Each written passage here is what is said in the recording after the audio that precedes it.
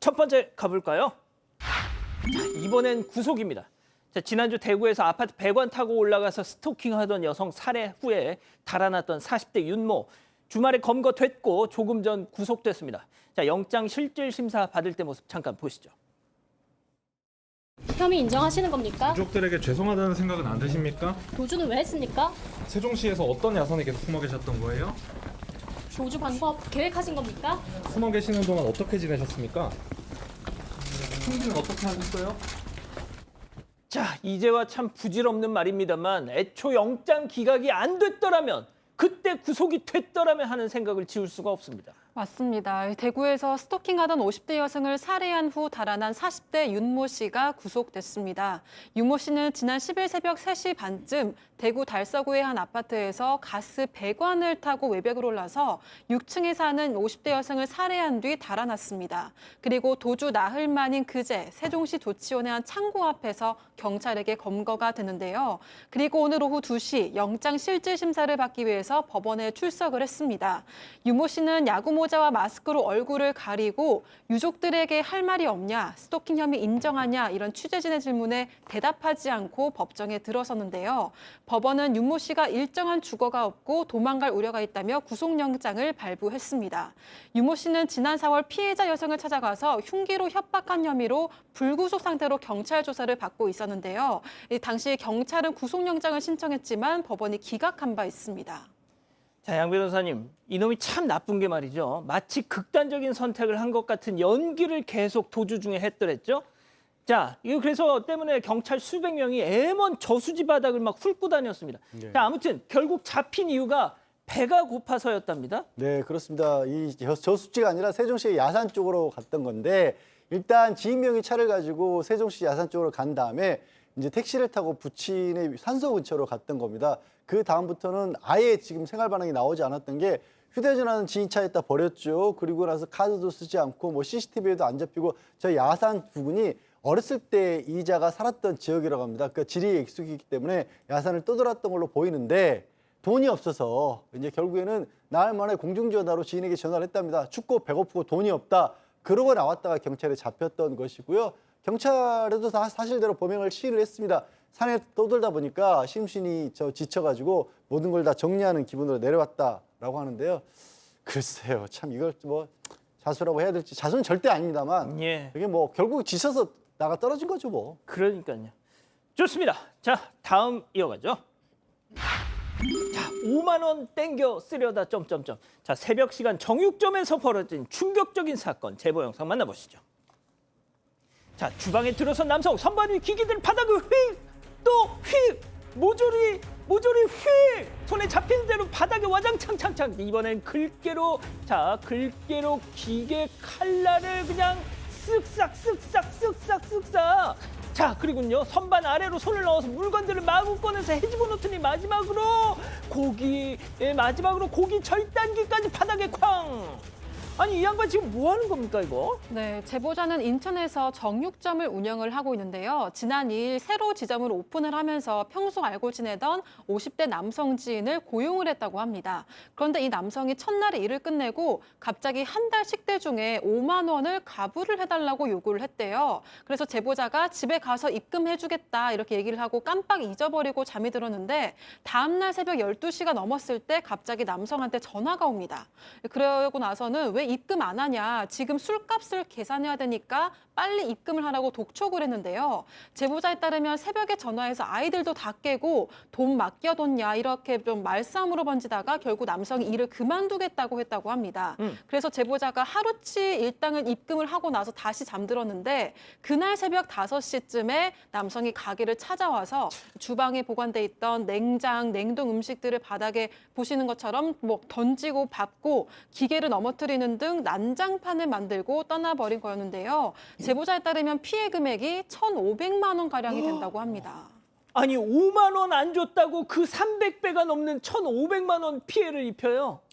지금 분노 같은 게 지금 조절 자체가 안 됩니다. 5만 원이면 뭐 이건 논리적이진 않지만 고기 하나 정도 만지고 말았어야 되는데 모든 걸 지금 다 박살내 버렸거든요. 1,500 정도 피해가 발생했고 이틀 정도 일을 못했다고 합니다. 결국은 아이고. 경찰에 재물 손괴죄 등으로 고소를 했고 그러니까 와가지고 한 4개월에 걸쳐 50만 원씩 한 200만 원 합의면 어떠냐? 당연히 응할 게 없죠. 예? 또 응하지 않으니까 나 이럴 게 없다. 가만 안 두겠다라고 협박도 했다고 하고요.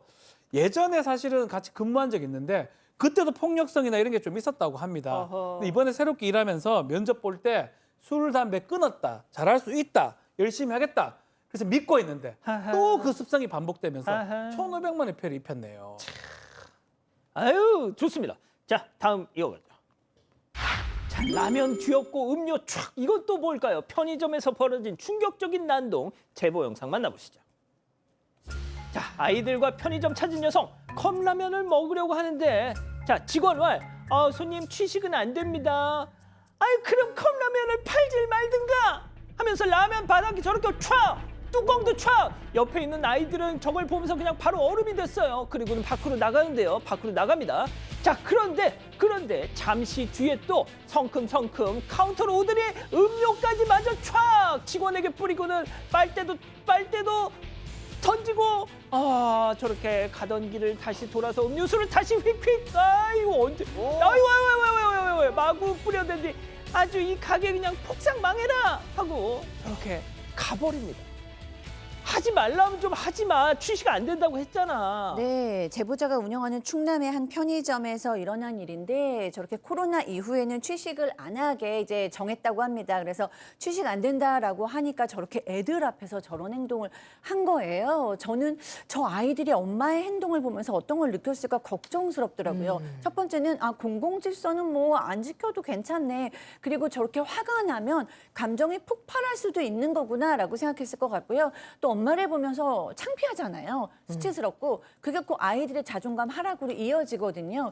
저 엄마 저렇게 행동해서 아이들이 영향을 안 받을 거라고 생각했을까요? 이제 확실히 박 변호사님 네. 날이 더워지니까 저런 사람들이 이제 슬금슬금 나옵니다 밖으로. 그 분노를 어떻게 조절할 수가 없습니다. 근데 납득이 안 돼요. 라면을 뭐 딴 데서 먹으면 되죠. 그거 먹고 그거 뭐 해야 됩니까? 그러니까요. 마찬가지로 아이가 있지 않습니까? 그 아이 보는 데서 라면을 없는다든지 또 점원한테 뭐 던진다든지. 음료수 팍. 이거 봐요. 아유. 이게 사실 하면 안 되는 행동을 아이한테 보여주는 거거든요. 자, 하여튼 뭐 덥다 보니까 이런 일이 계속 발생하는데 당연히 형사 범죄가 되면 뭐 재물손괴, 업무방해, 폭행 이런 게 성립할 가능성도 있고 좀더 붙잡았어요? 엄밀히 보면 아동학대 가능성도 있지 않을까 저는 이런 생각도 들어요. 뭐 그것까지 처벌하지는 않을 것 같긴 하지만 어쨌든 경찰에서는 이제 폭행 고소를 하니까 예. 민사도 좀 청구를 하라 이렇게 얘기를 했다고 합니다. 아유 진짜 요즘 왜 이럽니까 진짜. 예? 자 마지막 사연으로 가볼게요. 거품 가득 500cc입니다. 자 집단 지성의 판단을 받아보고 싶으시다면서 제보해 주신 사연 함께 들어보시죠. 안녕하세요. 평범한 50대 여성입니다. 최근 독일인 친구가 한국에 놀러와서 함께 동네 호프집을 방문했는데요. 저희는 치킨 한 마리와 생맥주 500cc 2잔을 시켰는데 음식과 맥주가 나왔을 때 두 눈을 의심했습니다. 맥주잔에 맥주가 가득 담겨있지도 않고 3분의 1이 거품이었거든요. 거품이 빠지니까 거의 절반 정도 됐습니다. 친구가 독일에서는 맥주잔에 눈금이 적혀 있어서 눈금 이상을 채워야 하는 법이 있다고 하길래 그냥 한국에서는 그냥 주는 대로 먹어 이렇게 답을 했습니다. 그리고 두 번째 잔을 시켰는데 그만 말문이 막혀버렸어요. 500cc라고 주문한 맥주잔에 하얀 실선이랑 0.45리터라고 선명하게 표시가 되어 있었는데요. 그런데 이번에도 거품이 가득이었고 거품이 없는 맥주 양은 0.45리터보다 훨씬 적었습니다. 친구는 500cc를 주문했는데 어째서 450cc로 안 되는 양을 받아야 하냐 이렇게 황당했는데 사장님이 아유 그냥 한국 문화라고 하세요 라고 하면서 대수롭지 않게 답을 하시더라고요. 옆에 있던 직원도 그래서 뭘 원하냐 이렇게 따지듯이 물었습니다. 저희가 진상인가 싶어서 황급하게 가게를 나왔는데요. 생각할수록 이게 맞나? 구청이라도 신고를 해야 되나? 이런 생각이 들었습니다. 분명히 메뉴판에는 500cc라고 버젓이 써 있는데 실제로 받은 건 450cc도 안 되는 상황. 저희가 예민한 건가요? 자 기다리고 기다리셨던 부처 핸즈업 타임 지금 6천여 분의 우리 가족 여러분들 함께하고 계신데요. 채팅창에 OX로 함께 참여해 보시죠. 먼저 호프집 사장입니다. 아이고 누가 독일 사람 아니랄까 봐 훈훈을 예 끼워보쇼. 한국 맥주는 독일 맥주랑 달라요. 원래 거품 많은 맥주가 더 맛있는 거야. 어? 그리고 독일에서 맥주 마실 때 강냉이 안 주잖아.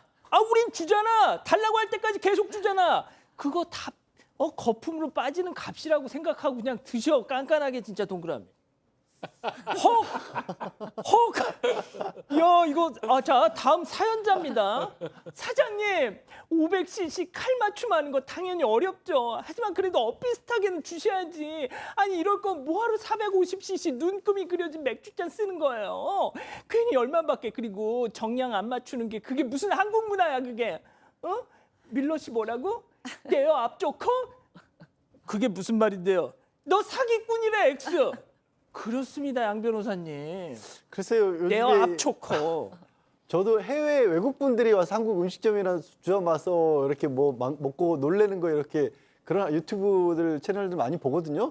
대부분 반응들이 되게 좋았는데 모르겠습니다. 저기는 조금 더 좀 과한 것 같긴 해요. 하지만 이 한국에서는 생맥주에 거품이 많은 게 약간 상식에 가까워서 심지어 그 집에서 맥주 마실 때 생맥주로 거품 내주는 기계 같은 것도 따로 팔 정도거든요. 그래서 모르겠습니다. 이 정량을 맥주를 아끼려고 생맥주 거품을 많이 낸다는 정도의 업소는 제가 본 적이 없어서 만약에 정말로 심각하다 모를까 거품이 많다는 것만으로는 조금 화를 낼 정도는 아니지 않을까 싶습니다. 예. 아니 근데 저도 이 사연을 보내주신 분, 그 독일인 분이 그러셨대요. 독일에선 법으로 정해 있대요, 그게. 교수님. 네. 한 번도 고민해보지 않은 고민이라서 좀 고민했거든요. 그러니까 이제 이 사연자 제보하신 분의 마음도 이해는 되고, 이렇게 이런 의문을 가질 수도 있겠다. 특히 외국인 친구가 와서 문제 제기를 한다면 생각했는데, 제 경험을 떠올리면 저는 그 거품이 맛있거든요. 거품이 되게 부드럽고 그 거품에 이어서 그 생맥주 몇 모금까지가 되게 시원한 그 조합이 저는 좋아서 도리어 그 아래로 가면 배부르거든요. 그래서 거품이 낭비란 생각을 해본 적이 없다 보니까 죄송하게도 네, 이렇게 됐습니다. 박 변호사님, 예. 저 그 맥주잔 저게 실제 제보자께서 보내주신 사진이에요. 네.